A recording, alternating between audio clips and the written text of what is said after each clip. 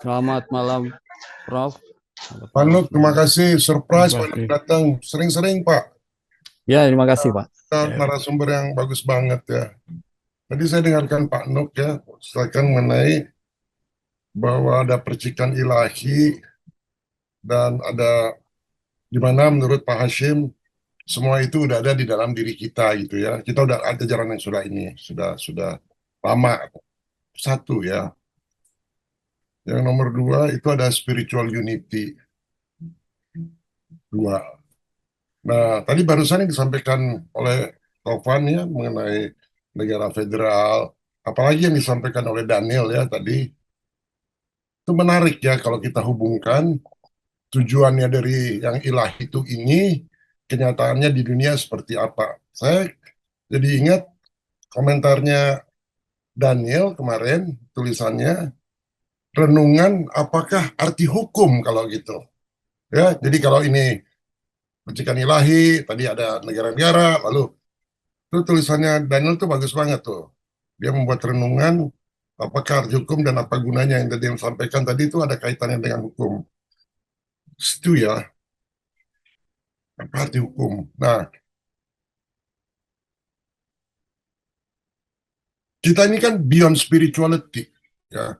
Beyond spirituality artinya kita suka topik yang melampaui dogma. Dan yang melampaui dogma, maka kita suka menggali pengalaman langsung atau kita mau mengintegrasi antara fakta yang selalu disampaikan oleh Pak Kun, science dan spirituality. Nah, kalau begitu dikaitkan ya, itu semua manusia yang tadi disampaikan dan kerajaan Romawi, itu kan semua terkait dengan emosi manusia. Nah, berarti kalau dikaitkan dengan hukum, maka ada hukum-hukum universal dan hukum universal ini hanya bisa tercapai, terwujud spiritual unity itu datangnya dari emosi semuanya. Jadi apa yang disampaikan oleh Daniel, nah itu kerajaan-kerajaan itu kan pemain-pemainnya kan manusia. Sekarang kita lihat keadaan sekarang, pemain-pemainannya juga manusia semua nih, pemimpin-pemimpin negara. Itu kan melibatkan emosi. Nah seperti Donald Trump ya, banyak orang yang punya Trump derangement syndrome, tapi dalam 9 bulan dia bisa menyelesaikan 8 perang. Satu orang tuh yang punya kekuasaan. Yang tadi yang 12 kerajaan ya Daniel, yang 10 kerajaan, kalau ada Romawi Barat, Romawi Timur, itu hukum universalnya apa gitu. Nah, saya tertarik ya kalau itu memang dikatakan oleh Pak Nugroho bahwa itu pesan dari Tuhan dan ini kenyataan manusia, di mana hukum universal itu ada perjalanannya dari emosi hukum universal, emosi individu sampai emosi penguasa. Kalau gitu, hukum penyatunya itu apa? Yang bekerja di seluruh tingkatan, baik mulai dari atom, pikiran, jiwa, roh, orang politician, itu hukum yang menyatukan apa hukum penyatunya? Mungkin saya boleh minta nggak Daniel membahas yang Daniel tulis tuh apa arti hukum dan apa gunanya gitu. Pembicaraan mengenai siswa dengan itu. Bisa nggak Daniel? Nah, nanti kaitkan dengan yang punya Pak Nugroho sama Pak Hashim tadi dikaitkan. Tapi inti-intinya ya, kita manusia yang punya emosi mau ke hukum universal jadi spiritual unity itu ininya hukum penyatunya itu apa sih? Itu ininya pertanyaannya teman-teman. Bisa Ya, nggak Daniel? Ya. saya coba ya, Prof. Jadi Hmm. eh, selama sepanjang sejarah peradaban manusia, manusia akan selalu cari cara paling ideal untuk hidup bersama gitu.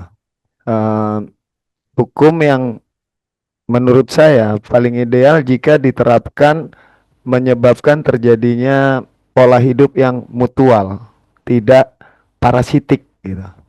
Nah, sedangkan hukum-hukum yang banyak diterapkan saat ini seperti yang kemarin saya tulis sebagai contoh Ya, itu sifatnya parasitik karena dia beneficial untuk satu pihak tapi merugikan pihak yang lain gitu, tidak mutual.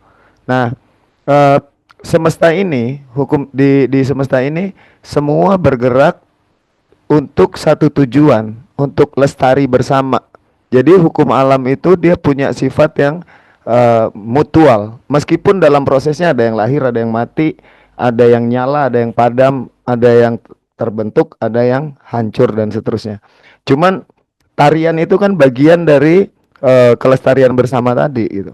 Bukan sesuatu yang dikondisikan oleh pikiran manusia untuk kepentingan pihak tertentu.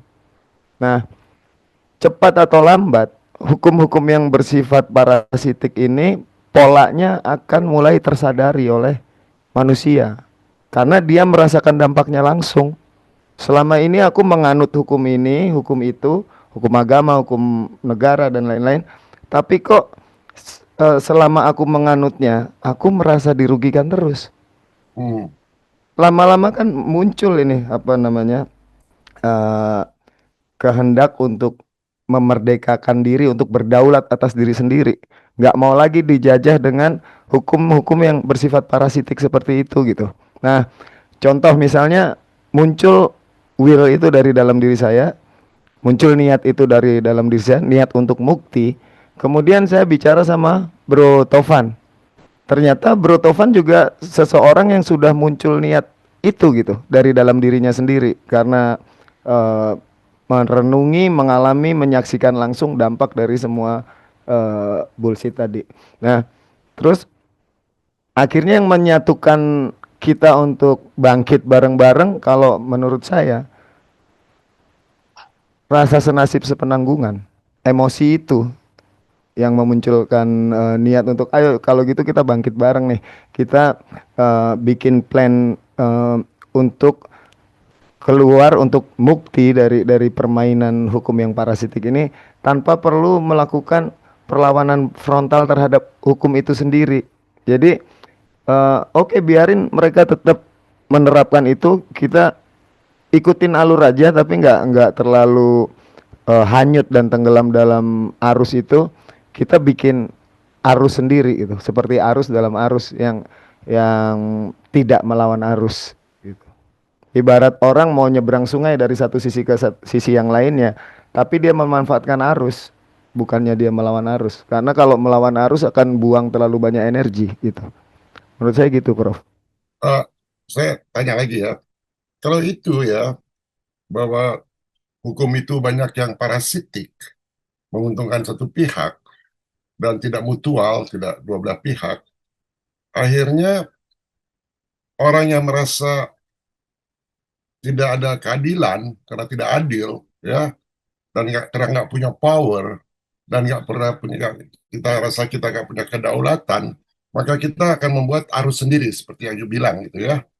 Nah, ketika you membuat arus sendiri, bisa nggak you justru terjebak dalam arus yang kita buat, malah memperparah tidak adanya penyatuan itu. Bisa nggak kemungkinan itu? Bisa, Nah, sangat bisa. Oleh sebab itu, waktu kita mau bikin arus tadi, kalau kita masih dominan me- ingin membesarkan diri, maksudnya keakuan atau ego, maka akan ada kecenderungan kita terlalu melawan arus dan terlalu buang energi untuk itu gitu. Jadi kalau saya kesampingkan semua keinginan untuk katakan ingin punya nama, ingin dikenal, saya taruh itu semua. Yang penting ayo gerak bareng untuk kepentingan bersama, untuk manfaat bersama. Seperti yang Prof lakukan sekarang di Sulawesi kan begitu. ya, Prof nggak peduli, Prof mau dikenal orang kayak atas apa yang Prof lakukan, Prof mau dijadikan dinobatkan jadi pahlawan, itu kan nggak ada di pikiran Prof. Yang Prof lakukan hanya aku cuma mau bergerak supaya aku bermanfaat buat diriku sendiri dan orang lain, kan cuma itu. coba kita gali lebih dalam lagi ya, gali lebih dalam lagi itu.